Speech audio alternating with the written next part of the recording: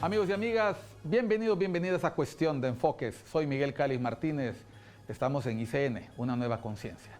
Nuevamente con ustedes para compartir con nuestros invitados e invitadas sobre los temas que hacen portada, los temas que hacen titulares, los temas sobre los cuales hay distintos puntos de vista, opiniones, perspectivas y que usted también comenta con sus amigos, con las personas que a usted le importan en una mesa, mientras toma café, mientras está tomando sus alimentos, que usted comparte por chat, que usted comparte en redes sociales, como las redes sociales de ICN, ICN.digital.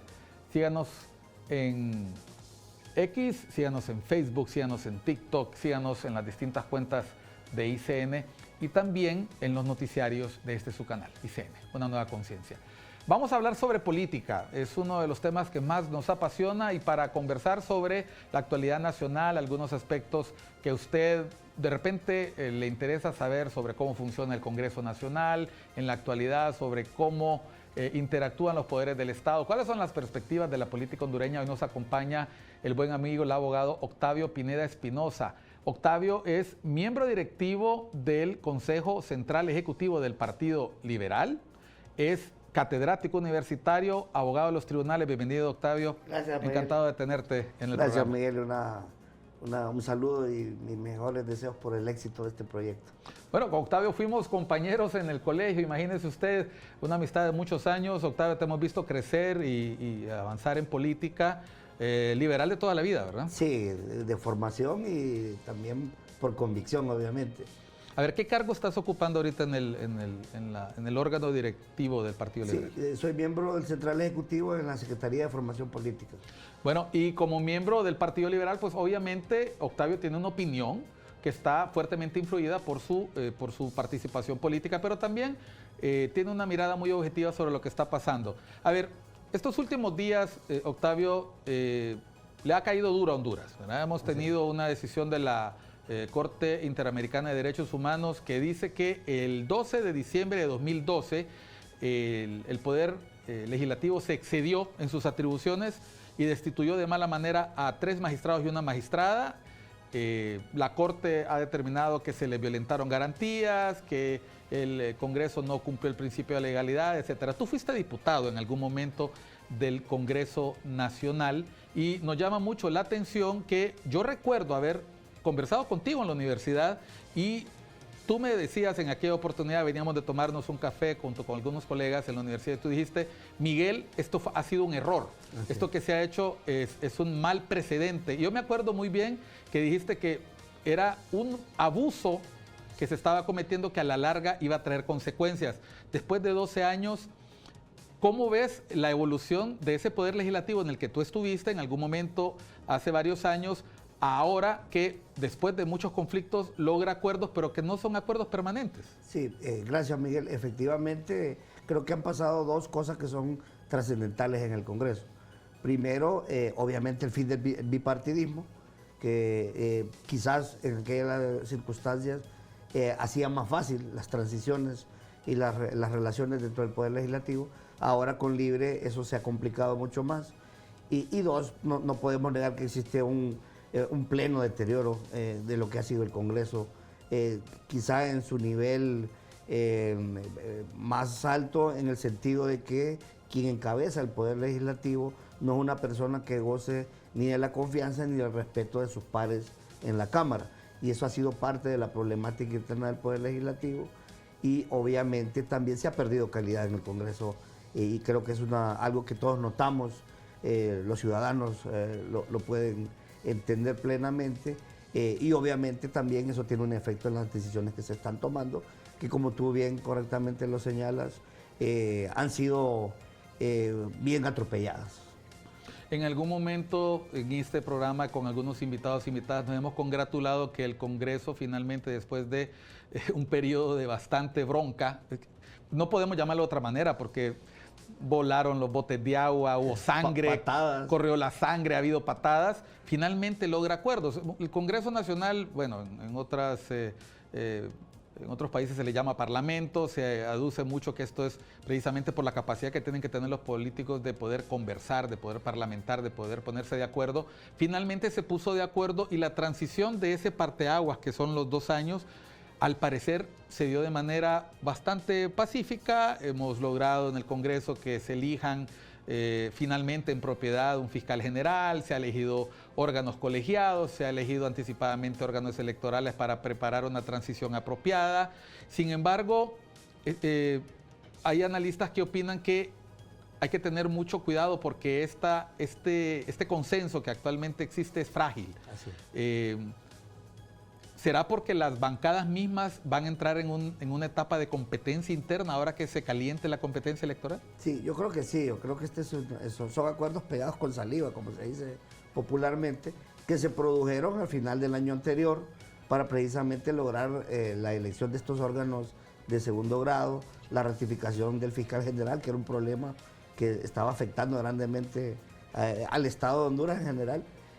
Pero obviamente también hay que tomar en cuenta que dentro de las bancadas no hay homogeneidad y que al entrar en un proceso electoral interno de los partidos, muchos de estos diputados que son miembros de la bancada van a entrar en contradicciones unos con otros. De hecho, ya existen contradicciones en las bancadas. Podemos ir bancada por bancada, ¿te parece? Ok. Libertad y Refundación tiene 50 diputados. Sí, es la bancada mayoritaria, pero hay que recordar que hay 10 diputados que se llaman, por el nombre de quien los lidera, los calixtos, que no necesariamente siguen a pie juntillas las decisiones del secretario general de Libre. El Partido Nacional es una bancada bien granítica. ¿Perdieron un diputado al inicio? El diputado Barahona de Comayagua, que inclusive hasta lo expulsaron. ¿Es independiente? Él es independiente, es una persona de muchos recursos económicos. Pero también estamos viendo, a raíz del surgimiento de la candidatura de Tito Afura, también quizá el inicio de una dicotomía entre los que todavía quieren continuar manipulando las decisiones, que estaban muy cercanos a la figura del expresidente Hernández, y los que quieren crear una nueva etapa, darle una vuelta a la página, con Tito Afura. Y en mi partido, el Partido Liberal, que quizás es el más conflictivo en este momento, hay una bancada que realmente está escindida. Hay un grupo de diputados que encabeza Mario Segura, que junto con el presidente central ejecutivo, el abogado Yandy Rosenthal, son los que logran los acuerdos con Mel Zelaya. Y hay otro grupo de diputados que podríamos determinar independientes y que sí han acatado decisiones del órgano colegiado del partido, que es el central ejecutivo, como órgano mayoritario. Y también no podemos negar que hay influencias externas al central ejecutivo de líderes históricos que ha tenido la institución. Bueno, te pregunto eso porque estamos hablando y no has mencionado la bancada del Partido Salvador de Honduras, que tiene sus propios problemas. Sí, es que fíjate que yo a la bancada del Partido Salvador de Honduras, con todo el respeto, le vislumbro un futuro poco exitoso. Porque te voy a comentar, de los diputados que son relevantes en esa bancada, por ejemplo, la abogada Maribel Espinosa, ella siempre ha manifestado que es liberal, yo la conozco, es mi amiga. Y lo dice en público. Y ya expresó su intención de regresar al Partido Liberal. Igual pasa con otros diputados que han venido de otros partidos. Suyapa Figueroa, Suyapa Figueroa, Mateu. Suyapa Figueroa inclusive también ha manifestado su intención Claudia Ramírez, de participar dentro del Partido Liberal. El doctor Mateu me imagino que regresará al Partido Nacional. O sea, yo no veo una unidad en la bancada del Partido Salvador de Honduras, así como no hay unidad en el partido en sí mismo. Hay una dicotomía entre el que ha sido candidato siempre, que es el ingeniero Salvador Narrala, y las acciones que toma su bancada. Ligia Ramos, por ejemplo, es una diputada que yo ahora ubico en la bancada de Libre. Bueno, ella renunció, se califica como independiente. ¿Luis Redondo? Luis Redondo desde el inicio fue el primero en escindir esa supuesta unidad de la bancada. Tomás Ramírez, Umaña. Tomás Ramírez, Umaña. Umaña posiblemente termine también dentro del Partido Liberal. O sea, yo lo que puedo vislumbrar del Partido Salvador de Honduras es que por lo menos los diputados que están en este momento representándolos van a terminar uniéndose a otros partidos. Ahora, cuando vemos el panorama de las 4 bancadas, tenemos todavía una bancada muy minoritaria del PAC y de la Democracia Cristiana, y paremos de contar. ¿No te llama la atención que en este momento, faltando menos de 2 años para las elecciones, nos puede anticipar cuál puede ser el escenario postelectoral?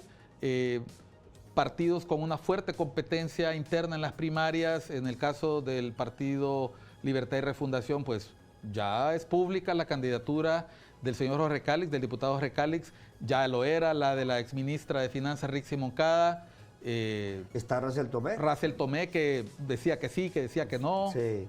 Y recordemos también que, bueno, el doctor Nilson Ávila, que ha sido miembro de Libertad de Refundación, pues anda también en la búsqueda de creación de un nuevo partido. El Partido Migrante. El Partido Migrante. Eso es un elemento que también tenemos que considerar.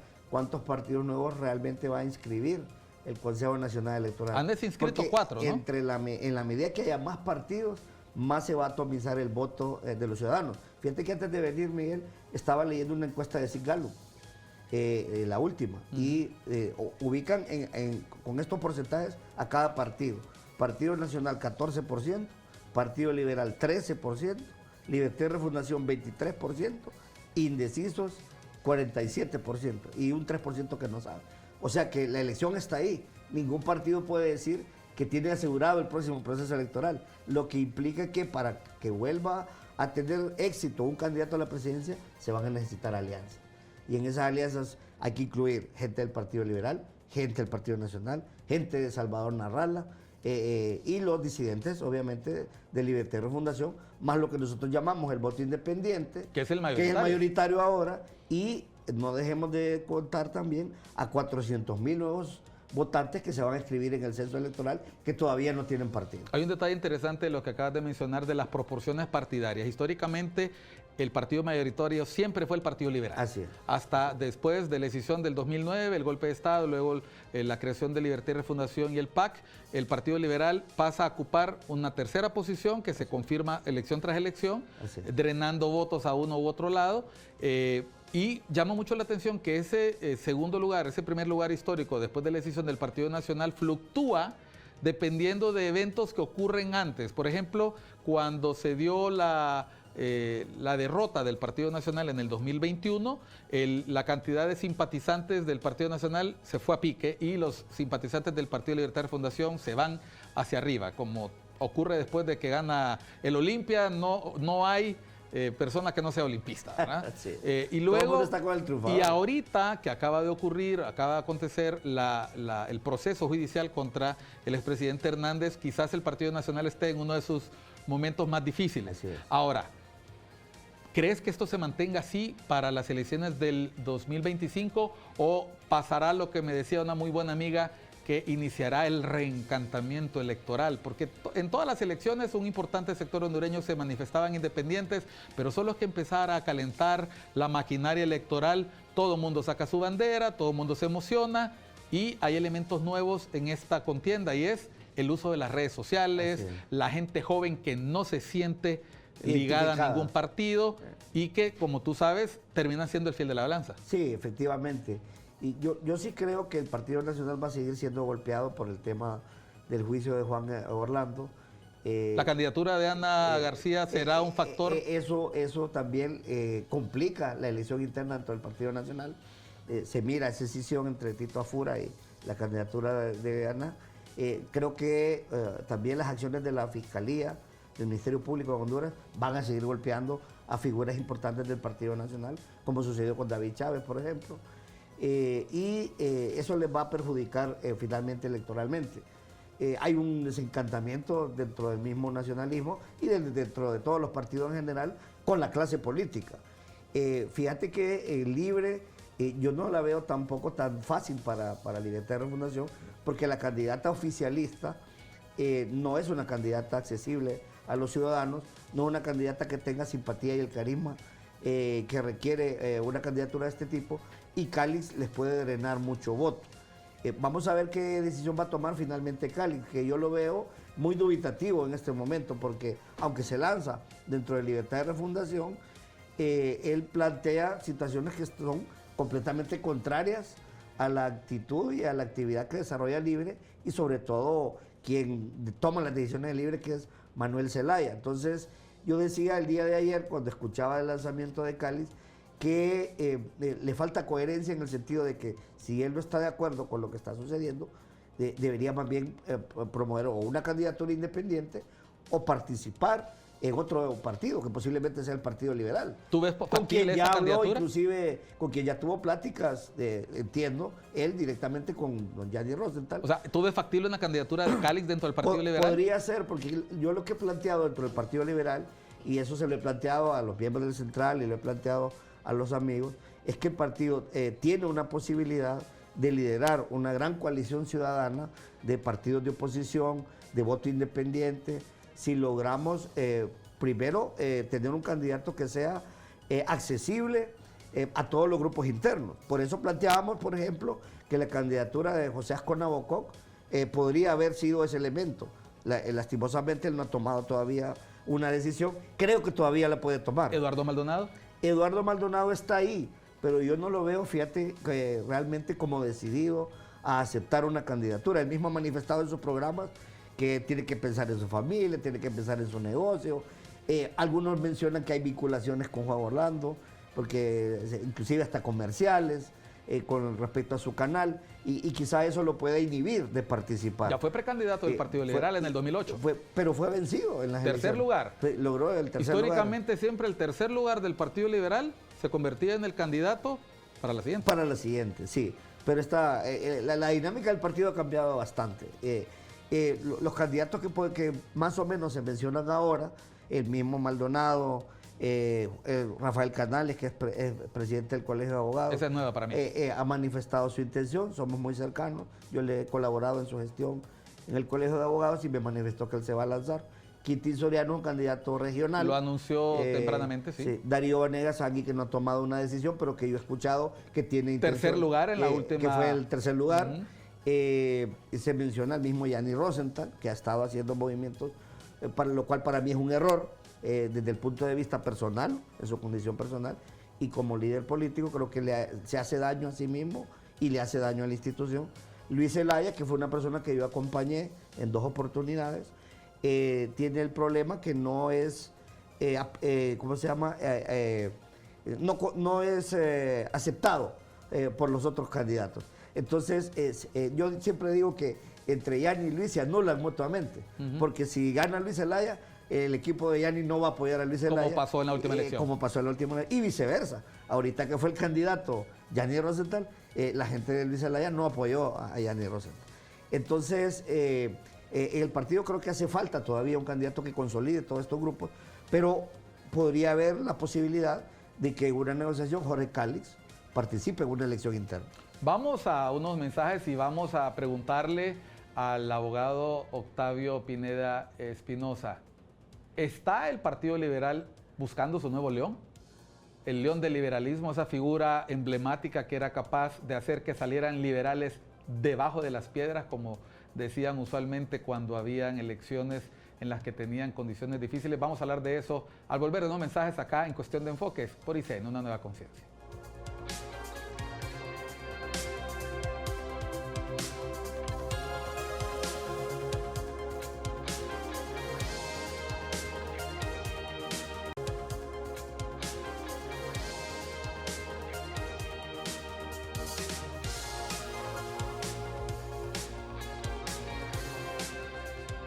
Continuamos en Cuestión de Enfoques por ICN, una nueva conciencia, hoy con el abogado Octavio Pineda Espinosa. Él es miembro del Consejo Central Ejecutivo del Partido Liberal, abogado, político, miembro del Partido Liberal desde antes de nacer, posiblemente. Octavio, ¿está el Partido Liberal en búsqueda de su nuevo león? Yo creo que sí, definitivamente. O sea, tenemos que retomar en primer lugar nuestra historia, que ha sido, para mal o para bien, parte importante de lo que ha sucedido en la República de Honduras, nuestros principios, nuestros valores, que creo que se han perdido últimamente. Los últimos candidatos no han representado esos principios y obviamente que los conflictos internos que han producido desde casi sus inicios del partido esas decisiones, ¿verdad? Todos sabemos el pleito entre Manuel Bonilla y Policarpo Bonilla, que dio origen al Partido Nacional, el pleito con Bel Zelaya, que da origen a Libre. ¿Así de grande es el Partido Liberal? Así ha sido de grande. El problema es que no nos debemos quedar solo con el pasado. Debemos entender que vivimos en una nueva época, una nueva circunstancia política y que obviamente el pueblo hondureño está un poco cansado también de los políticos tradicionales y que por lo tanto debemos modernizarnos como institución, renovarnos, que es algo que hemos dejado de hacer, abrirle las posibilidades a la juventud y además de eso, como tú decías, encontrar un liderazgo que sea fuerte dentro del partido, porque lo que hemos tenido son facciones facciones que no han logrado, no han tenido la inteligencia de ponerse de acuerdo unas con otras. Vamos a ver, me siento tentado a hacer una radiografía del Partido Liberal, pero la voy a dejar para más adelante en este segmento. Quiero hablar un poquito sobre la idea del león del liberalismo. El Partido Liberal ha tenido un marcado descenso en sus votaciones a nivel presidencial, pero se ha sostenido constante e incluso ha crecido a nivel de corporaciones municipales, más de 900.000 marcas. Así es. Eso significa que hay un montón de votantes liberales que cruzan su voto para la elección presidencial. Así es. Sí, ahí es donde ha estado el problema. Esa es la fortaleza del partido. A mí me llama la atención dos cosas. Uno, el liberalismo está ahí. Hay ciudadanos que creen en el Partido Liberal, porque si no, no hubiera 900.000 marcas en el nivel de los alcaldes. O sea que esa es una fuente de la que podemos abrevar. Y dos, obviamente, el liderazgo a nivel presidencial no ha sido apoyado ni por alcaldes ni por diputados. Octavio, la diferencia entre la última votación de presidente y alcalde son 600.000 votos. Sí, exacto. Bueno, esos 600.000 votos se ganan elecciones. Tuvimos la votación más baja en el nivel presidencial de toda la historia. 350.000 votos, entre 350.000 votos y 400.000 votos marcaron por libre, creyendo que lo que se decía en la campaña se iba a convertir en realidad, que iba a haber un cambio, que este partido iba a ser diferente a los partidos tradicionales, etcétera, etcétera. Ahora, ese voto liberal, no creo que Libre cuente con él en esta próxima elección. Es un elemento en el cual tenemos donde trabajar los liberales terrenos, pero no hemos sido, y reitero esto con todo el respeto, desde el Central Ejecutivo no hemos sido lo suficientemente inteligentes y tampoco en el Congreso, que es la cara visible de los partidos, las bancadas, no hemos tomado las decisiones más inteligentes para favorecer la causa del partido. Se han favorecido causas personales de don Mario Segura, de don Gianni Rosenthal y de otros, pero no la causa de la institución. El Partido Liberal necesita emerger como un ave fénix. Así es. El símbolo de Calix es un ave fénix. Es un ave fénix, sí, muy, muy interesante, fíjate. Y como te decía en el segmento anterior, él vislumbra 2 o 3 escenarios, porque ya tuvo pláticas como te digo, con el presidente del Tengo Central entendido Ejecutivo. que esas pláticas datan del momento en que a él se le impide llegar a la presidencia del Congreso. Así es. Bueno, hubieron pláticas para que él fuera presidente del Congreso, que es el inicio del conflicto con Luis Redondo y con Manuel Zelaya. Zelaya.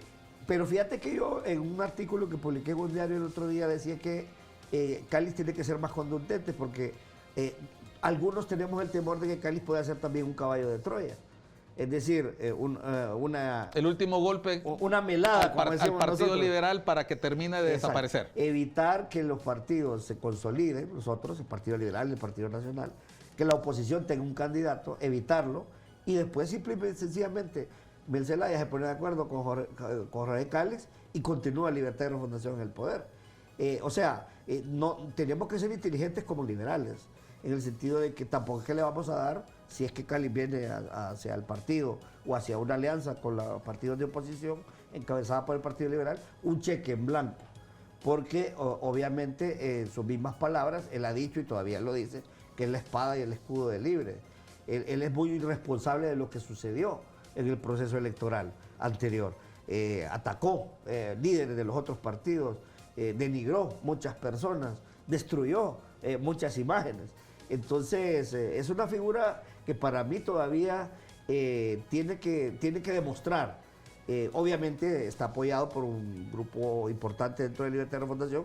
Me mencionan que también un grupo de empresarios importantes está detrás de él. Eso puede ser bueno y malo, dependiendo de lo que el ciudadano vaya conociendo al respecto. Bueno, el Partido Liberal está en el centro de esta discusión. Tú has sido diputado del Partido Liberal.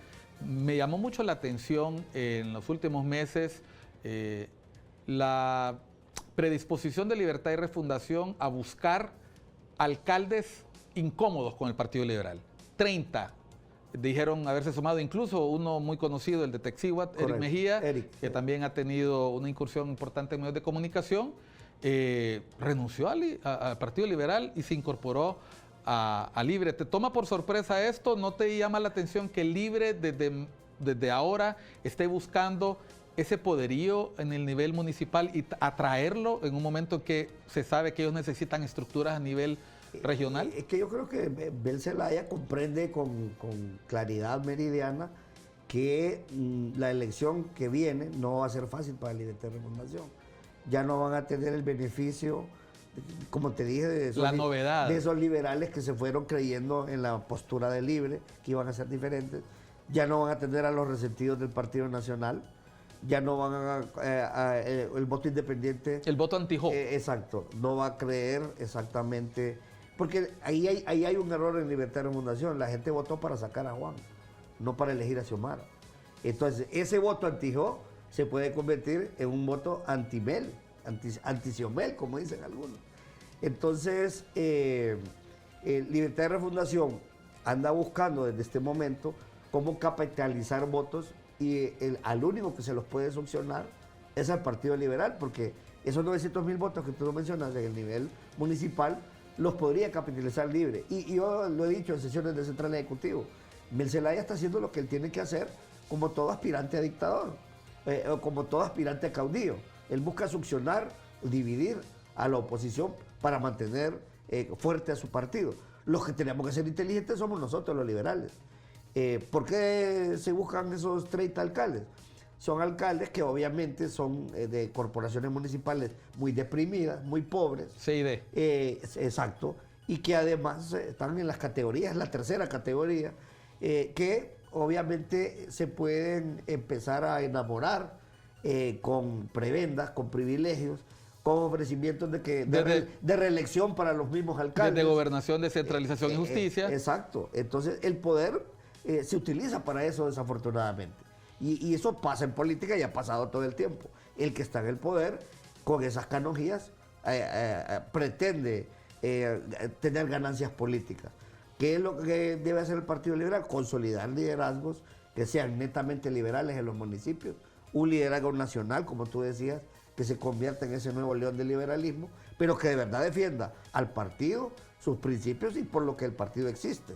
Y que no estemos en esta componenda nefasta que nos ha causado daño en el pasado, al extremo que nos han llamado partido bisagra, porque don Mario Segura, y hay que decirlo con nombre y apellido, en el pasado negociaba con Juan Orlando Hernández y se acomodaba a las decisiones del Partido Nacional en el Congreso y ahora lo hace con Libre. Y eso al final le pasa factura al Partido Liberal, le hace daño. Me llama la atención que mencionas principios, valores y doctrina. Es un resurgimiento del liberalismo. ¿Cómo ves el guiño de este, precisamente, resurgimiento del liberalismo allende las fronteras? O sea, en Argentina, utilizando la bandera del liberalismo, una figura como Milei llega al poder, incluso la figura de un león. Así es. Y si tú revisas en Latinoamérica, yo siempre le llamo a esto un movimiento pendular en política. A veces el péndulo está en la extrema izquierda, a veces está en la extrema derecha, y cuando mejor nos va es cuando estamos en el centro.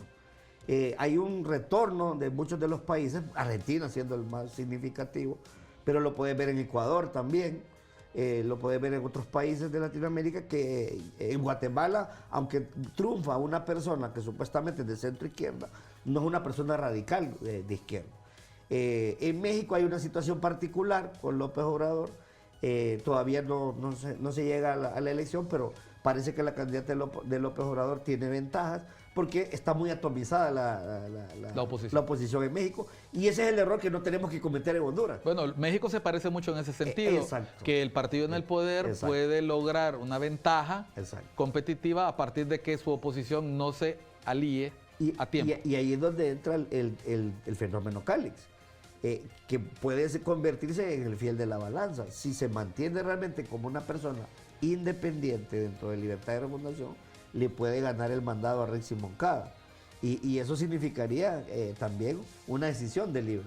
Le va a pasar a Libre lo que le pasó en el pasado al Partido Liberal posiblemente, y lo que le está pasando al Partido Nacional, porque al final, y yo creo que el grave error que cometen los políticos, y tú lo decías al inicio del programa, el político debe tener la capacidad de hablar, de negociar, de acordar. La política es el arte de la negociación, el arte de lo posible.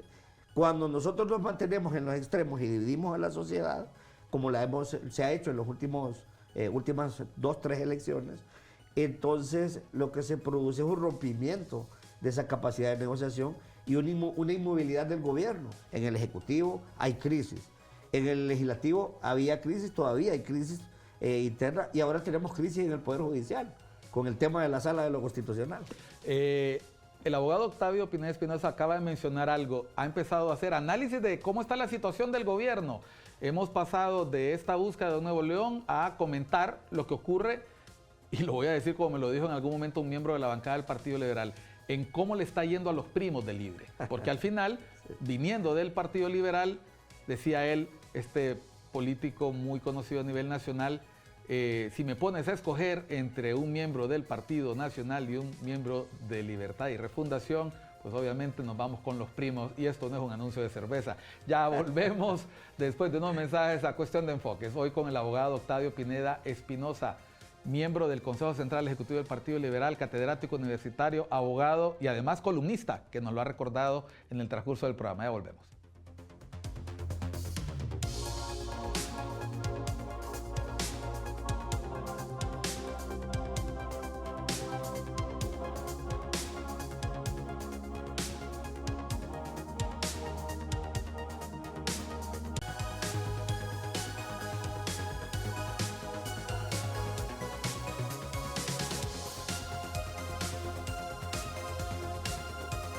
Continuamos en Cuestión de Enfoques. Estamos en ICN, una nueva conciencia. Hoy conversando con el abogado Octavio Pineda Espinosa.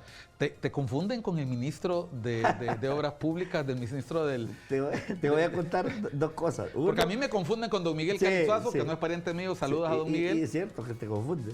Fíjate que me ha pasado dos cosas. Me ha mandado currículum, me ha preguntado si es mi hijo.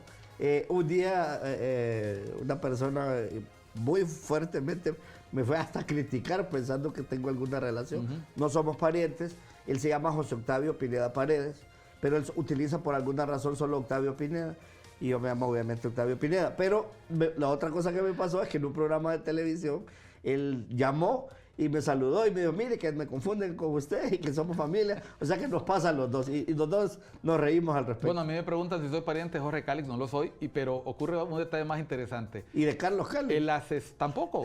Buen amigo Carlos Calix ha estado con nosotros, sí. Un analista muy fino, además que está respaldado con data, que es lo más importante, macrodato. Talentoso. Hay un asesor o asistente en la Secretaría de Obra Pública que se llama exactamente igual que yo, y a cada rato me entraban llamadas, pero te estoy mencionando todo esto no solo para ponernos un poco a menos en el programa, sino también porque vamos a empezar a hablar del gobierno. Así es. Y que no vaya a pensar la gente que Octavio está hablando mal de su hijo, hablando mal de un primo, sí, o es Octavio Pineda criticando al gobierno del Libre. No, es Octavio Pineda Espinosa. Octavio, Libre, Libertad y Refundación es el gobierno de todos los hondureños y hondureñas. La presidenta Xiomara Castro Sarmiento es la presidenta de todos los hondureños y las hondureñas. 2 años van de gobierno. Libertad y Refundación, como todo partido que aspira al poder, quiere continuar en el poder. ¿Cuáles son los errores que puede haber cometido Libertad y Refundación hasta ahora que le hacen ese camino cuesta arriba? Sí, han pasado 26 meses y obviamente la expectativa que generó Libre en el proceso anterior no ha sido cumplida. Y yo creo que el primer error fue generar tanta expectativa, ofrecer tanto. Pero básicamente se ofreció que sí iba a ser diferente a los partidos tradicionales y se ha hecho prácticamente lo mismo. Se ofrecieron cosas como por ejemplo la avenida de la Sisi, que es un tema que se tocó mucho, que no se ha dado y ni se va a dar, es falso. ¿Por qué no se va a dar? No se va a dar en primer lugar porque se ha ido prolongando el proceso de entrada de la Sisi a Honduras, y no ha sido por culpa del organismo internacional, ha sido por culpa del gobierno. Inclusive ha mencionado que las negociaciones deben ser secretas, cuando esto debe ser de conocimiento público. La misma ONU ofreció hace un par de días dar a conocer toda la información sobre la negociación de la Sisi. Eso en primer lugar. En segundo lugar, creo que les ha afectado el tema del nepotismo. Es decir, siempre ha habido nepotismo en los gobiernos del Partido Liberal, Partido Nacional, pero este es un nepotismo extremo, demasiado evidente, cuando toda la cúpula de poder del Ejecutivo está en manos de una sola familia. Inclusive se nombra al hijo de la presidenta, que es secretario privado, como presidente de una comisión tan importante, tan trascendental como la del ferrocarril interoceánico, que es un proyecto de billones de dólares, en el cual muchos mencionan se puede hacer o una gran obra para el pueblo hondureño o el negocio del siglo. Y queda esa duda en la ciudadanía.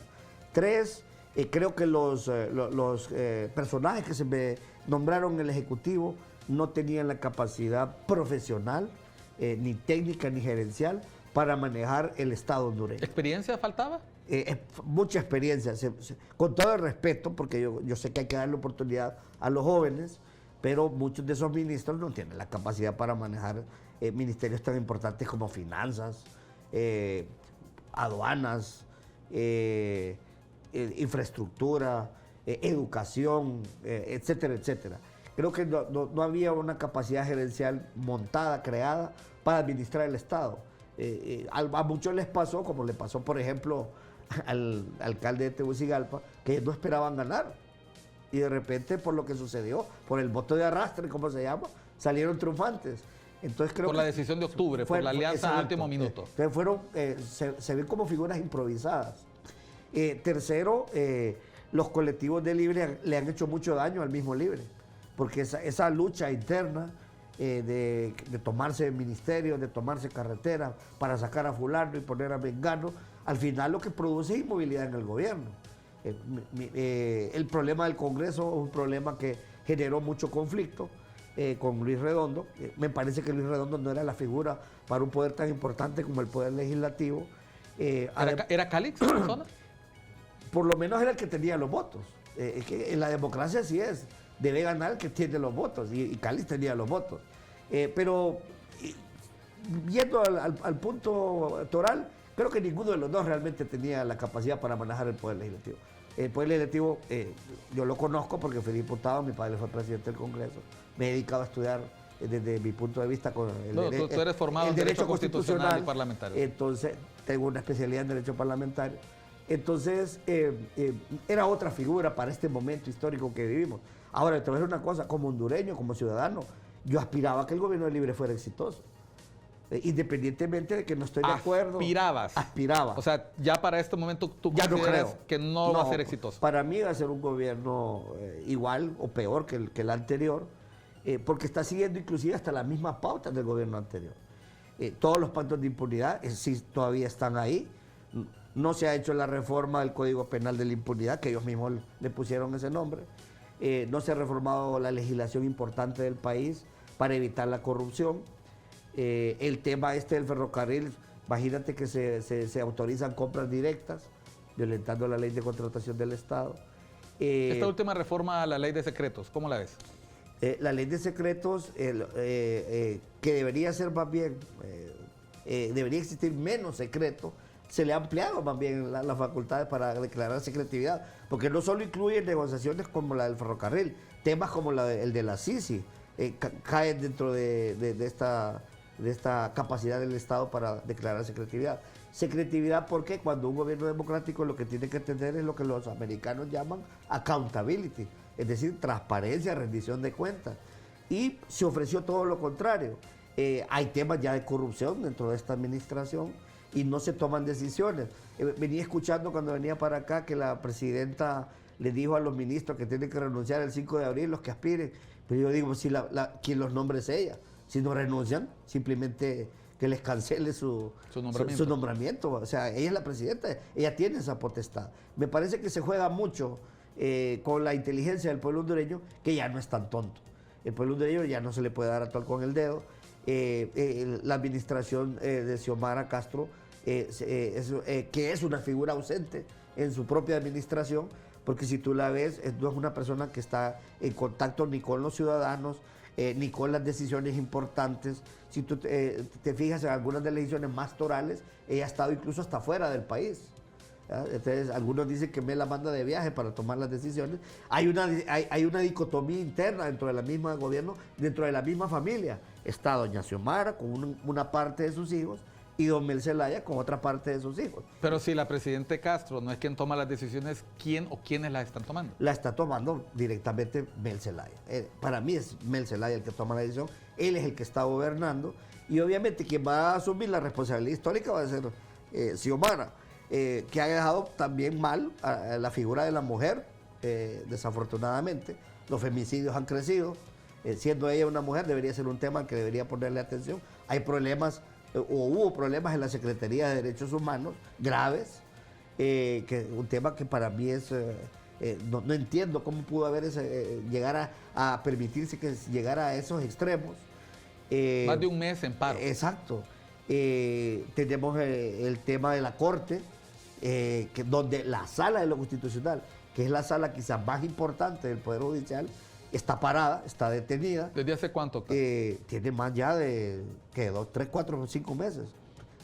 ¿Por qué? Porque la decisión fue violentar un reglamento que ellos mismos aprobaron, en el cual se establece una precedencia que ha sido utilizada por años y que nunca había sido trastocada, y que ahora se pretende trastocar y se pretende utilizar incluso a una figura del Partido Liberal, que es el abogado Wander Vallecillo, para que asuma la presidencia de esa sala. No la ha asumido oficialmente. No la ha asumido. El día de ayer surgió una nota de 9 magistrados, incluyendo un magistrado liberal, el abogado Mairena, solicitándole a la presidenta de la Corte que se convoque al Pleno, como es lo correcto, como dice la Constitución y lo dice el mismo reglamento, para que se resuelva esta problemática.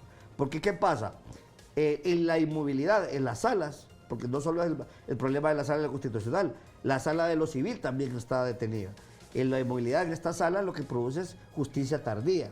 Y como dice el viejo adagio, justicia tardía no es justicia. Entonces, ¿quién sale afectado al final? El usuario del Poder Judicial, que ya tiene un enorme problema, una enorme mora judicial y problemas de credibilidad con el pueblo hondureño. Entonces, si tú te fijas, el gobierno del Libre, aparte de que ha sido dicótomo, ha sido conflictivo en el Ejecutivo, en el Legislativo y en el Judicial. Parece ser, inclusive hasta una estrategia del Libre, mantenernos en esta novela, en este pleito eterno, para desviar la atención de los puntos esenciales, que son el tema de la economía, el tema de la seguridad, el tema de la falta del trabajo, el tema de la alta migración y otros temas que están correlacionados. Bueno, el abogado Octavio Pineda Espinosa ha hablado de la conflictividad que ha caracterizado el desempeño de los 3 poderes del Estado en la administración de Libertad y Refundación. Una administración que empieza como una alianza, pero esa alianza ya se ha diluido, ya el designado presidencial Salvador Narrala ha anunciado oficialmente que se va, que hace caso, escuche usted, que le hace caso a la presidente Castro, que ha dicho que al que se va a dedicar a política, pues que se vaya, y él, ni corto ni perezoso, ha abierto la puerta y dice, por aquí me voy. Pero vamos a hablar en el último segmento sobre esa conflictividad, porque recientemente en el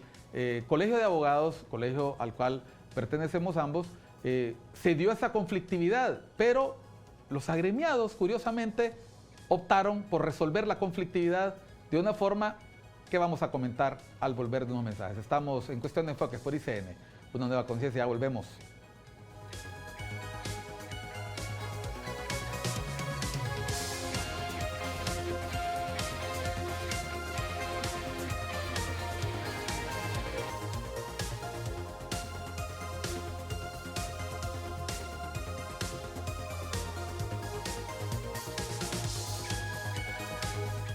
Continuamos en Cuestión de Enfoques, hoy con el abogado Octavio Pineda Espinosa. Estamos hablando de política, hablamos del Partido Liberal, hablamos del gobierno, hablamos de poderes del Estado. Hemos aprovechado circunstancias que se han dado en los últimos días, como una sentencia en la Corte Interamericana de Derechos Humanos que dice que lo que pasó el 12-12-12 estuvo mal y presagiaba que iba a haber más problemas en el Poder Legislativo. Es más, era una llamado de atención a lo que podía seguir ocurriendo en esos años de gobierno del Partido Nacional. Recientemente, Octavio, en el gremio de los abogados, ocurrió algo interesante. Nosotros tuvimos aquí al al presidente electo Gustavo Solórzano del Colegio, a Gustavo Solórzano. Y Gustavo dijo lo siguiente: yo no pertenezco al Frente Patria y Justicia, a lo que todo el mundo ha considerado que es el partido que acuerpa a Patria y Justicia. El núcleo de Patria y Justicia. Siempre Patria y Justicia es Partido Nacional. Así es. El Frente Independiente ha sido tradicionalmente el Frente Liberal. Sí. Pero en esta oportunidad al Frente Independiente se le impide participar y un nuevo frente, que es el Frente FDR, Frente Democrático Renovador. Revolucionario. Revolucionario Renovador. Reivindicador, perdón. Reivindicador. Pierde la elección. O sea, el efecto que produjo impedir la participación del Frente Independiente hizo que muchos adherentes del Frente Independiente votaran por el Frente Patria y Justicia, siendo el señor Solórzano, y lo declaró aquí, más bien afín al Partido Liberal. Así es. Históricamente, el frente que gana las elecciones es el frente que está en el poder, del partido que está en el poder. ¿Es esta una señal temprana de cómo se comporta el votante? Efectivamente, creo que es un mensaje para Libertad de Refundación de que las cosas se están haciendo mal. Yo participé, estoy muy cercano con el presidente que está entregando, con Rafael Canal, del Frente Independiente, por cierto, en su gestión. Tratamos precisamente de que el Frente tuviera participación en el proceso. El Frente Reivindicador, en una desinteligencia, me parece, pretendieron, o más bien al final vedaron la posibilidad de que el Frente Independiente tuviera una candidatura y creyeron que con eso iban a asegurar su elección, porque en el proceso anterior sí hubo la posibilidad de negociar Frente Independiente y FDR para que Rafael Canales fuera presidente del colegio. Una alianza. Un liberal, ¿verdad? Una alianza como la que ocurrió en las elecciones del 2021. Exacto, el mismo proceso. Pero las circunstancias han cambiado. El pueblo hondureño está desencantado. El profesional del derecho está desencantado. Entonces, ¿qué pasa? Surge la figura de Gustavo Solórzano, que es un excelente profesional, una persona moderada, de ascendencia liberal, en un frente que ha sido tradicionalmente nacionalista y gana la elección interna frente a una candidata puramente nacionalista, que era la abogada Ana Cardona. En ese ínterin, FDR empieza a hacer sus manipulaciones, ponen como candidata para mí, que fue el segundo error, a la hija de Rafael Alegría y a la hija de Enrique Flores Lanza. Eso generó más bien rechazo en el ciudadano o en el abogado votante. Y el corolario fue la no participación del Frente Independiente. Entonces, como voto de castigo, más de 1000 profesionales del derecho fuimos a votar por Gustavo Solórzano. Que hubieran votado o por el Frente Independiente, que seguramente hubieran votado por el Frente Independiente y eso le hubiera restado al Patria y Justicia. Y hubiera ganado el FDR. Entonces, para mí fue un error estratégico, un error propio de la arrogancia que tiene Libertad de Refundación y quienes lo manejan, y es un mensaje de que lo que pasó aquí les puede pasar en el proceso eleccionario general. Pero es un mensaje temprano. Hablemos de la conflictividad que tú mencionabas, que es una característica, un sello que tú lo consideras incluso hasta un distractor. Vienen elecciones en Estados Unidos. Así es. El escenario en Estados Unidos pinta, la moneda está en el aire, pero muchas personas consideran que el presidente Trump podría vencer al presidente en ejercicio Biden. Así es. ¿Cómo ves la conflictividad que mantiene o ese tono acre que mantienen algunos funcionarios del gobierno contra los Estados Unidos? Me parece que es un error porque Estados Unidos es nuestro principal socio comercial. Tenemos vinculación comercial y política por años. No podemos tampoco dejar de aceptar que es una realidad de la realpolitik, como le dicen los norteamericanos, que ellos son el imperio. Y los imperios, yo siempre he dicho y lo digo en mis clases, los imperios todos se comportan iguales. A través de la historia, todos se han comportado iguales. Los que tenemos que cambiar, los que tenemos que ser inteligentes somos los países llamados de la periferia, que en este caso es Honduras. A mí lo que me llama la atención de Libertad de Refundación y su administración es que son pro-yanquis cuando les conviene, cuando vienen fondos, cuando hay apoyo de la embajada, pero son... Cuenta del milenio, recursos para el desarrollo. Ahorita lo que acaban de aprobar para los países del Triángulo Norte, ¿verdad? Un apoyo económico para temas de migración. Bueno, Canciller Reina dijo que se congratulaba de este apoyo, exacto. ¿no? Pero son anti-yanquis cuando no les conviene en las decisiones que son, según ellos, propias del país. Injerencismo. Y le llaman, exacto, que se violenta la libertad de los pueblos, etcétera, etcétera. Entonces, es una dicotomía que al final no le favorece al gobierno de Honduras. Nosotros debemos ser muy claros que nuestros aliados históricos han sido los norteamericanos. está el tema de China, que es un tema que también es un tema de carácter geopolítico. Muchos hablan incluso que esta cuestión del ferrocarril interoceánico, hay un interés de China ahí, de dominar el Golfo de Fonseca. No creo que a los americanos les guste. Sí me llama la atención, Miguel, que tú mencionas la elección en los Estados Unidos. Yo viví 6 años allá, estudié, trabajé en los Estados Unidos, que se supone es la democracia más evolucionada del mundo, que también estos temas de autoritarismo haya llegado hasta los Estados Unidos. Porque Trump es una figura completamente autoritaria. Y polarización también. Imperial casi. Y Biden es un tipo más suave. Sin embargo, creo que Biden ha cometido muchos errores estratégicos en términos geopolíticos y en términos internos de su propio país que le pueden pasar factura en el próximo proceso electoral. Y eso va a significar quizá un cambio de la política exterior de Estados Unidos hacia Honduras. Bueno, hemos hablado del Congreso, hemos hablado de partidos. Hablemos ya para entrar en la recta final del programa, nos faltan todavía varios minutos. Volvamos al escenario preelectoral. Nos mencionabas que los partidos todos tienen retos de unidad interna, pero mencionaste en algún momento, y quiero volver ahorita, que la única vía para ganar las próximas elecciones por la forma en que está distribuido el pastel es con alianzas. ¿Tú avisoras cuáles alianzas? Sí, tiene que haber una alianza, obviamente, porque a partir de la última elección, creo que esa va a ser la tónica en el resto de las elecciones. Ha habido 2 elecciones con alianza, la del 2017 y la del 2021. Correcto. Y vamos a continuar en ese mismo carril. Sí, tiene que haber una alianza de la oposición. Yo digo que la oposición tiene que ser lo suficientemente inteligente para encontrar un solo candidato de la oposición.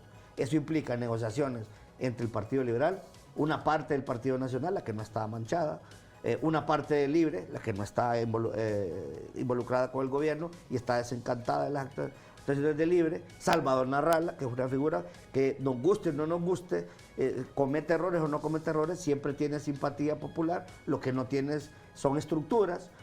El mismo Cáliz, que puede ser un elemento que al final unifique a la oposición si él llega a tomar una decisión posteriormente, y esa gran masa de voto independiente que lo que está esperando es una persona que realmente represente esa aspiración del pueblo hondureño de que exista un real cambio en la sociedad y que realmente se resuelvan los enormes problemas que tenemos en Honduras, que se han ido más bien profundizando en lo que van los 26 meses de esta administración. Octavio Pineda Espinosa, ¿avisora algún nombre o figura fuera de los mencionados, fuera de los visibles, una figura que esté todavía agazapada y que pueda representar ese aglutinar de fuerzas? Dentro del Partido Liberal yo todavía tengo la esperanza, y le mando un saludo, tenemos pendiente una plática, al ingeniero José Asconamoco, que me parece que dentro del liberalismo es una figura que es potable para todas las facciones y que todos apoyaríamos.